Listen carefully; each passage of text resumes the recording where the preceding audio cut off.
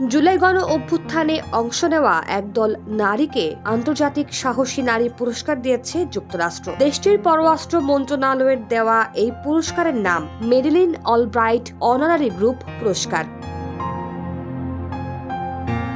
Madeleine Albright ৯০ দশকে যুক্তরাষ্ট্রের পররাষ্ট্রমন্ত্রী ছিলেন। তার নামেই এই পুরস্কারের নামকরণ। ২৯ মার্চ প্রধান উপদেষ্টার verified Facebook page chief adviser GOB থেকে করা এক পোস্টের মাধ্যমে এই তথ্য নিশ্চিত করা হয়।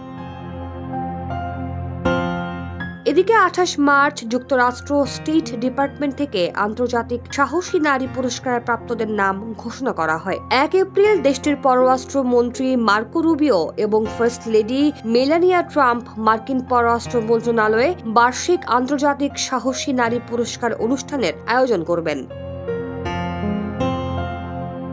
যুক্তরাষ্ট্রের স্টেট ডিপার্টমেন্ট থেকে জানানো হয়েছে ২০২৪ সালের জুলাই আগস্ট মাসে হুমকি ও সহিংসতা সত্ত্বেও একদল সাহসী নারী নিরাপত্তা বাহিনী এবং পুরুষ বিক্ষোভকারীদের মধ্যে দাঁড়িয়ে অসাধারণ সাহসিকতা প্রদর্শন করেছিলেন।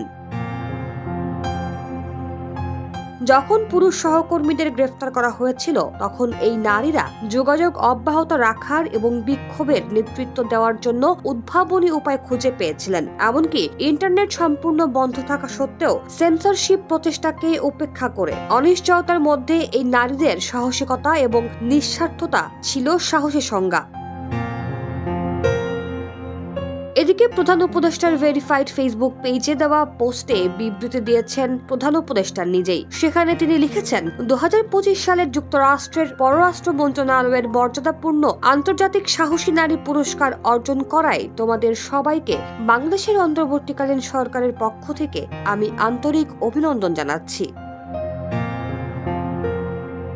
এই স্বীকৃতি ২০২৪ সালের জুলাই আগস্ট মাসে শিক্ষার্থীদের নেতৃত্বে সংগঠিত গণ অভ্যুত্থানে তোমাদের অসাধারণ সাহসিকতা, নেতৃত্ব এবং অটল অঙ্গীকারের শক্তিশালী প্রমাণ। সেই সংকটময় সময়ে তাদের কৃতি সত্যিকার সাহসিকতার উদাহরণ সৃষ্টি করেছে বলেও উল্লেখ করা হয় ওই পোস্টে।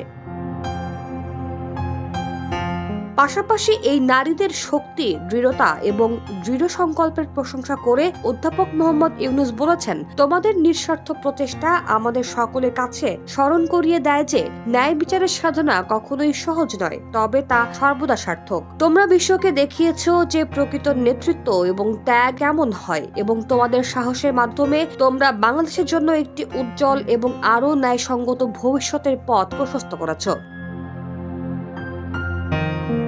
অন্তর্বর্তীকালীন সরকার এই নারীদের সাথে আছে এবং একসাথে গণতন্ত্র, ন্যায় বিচার এবং স্বাধীনতার আদর্শের দিকে কাজে লাগিয়ে যাবে বলেও ওই পোস্টে আশাবাদ ব্যক্ত করা হয়। পোস্টের শেষে আবারও একবার এই অসাধারণ অর্জনের জন্য অভিনন্দন জানানো হয়েছে এই সাহসী কন্যাদের।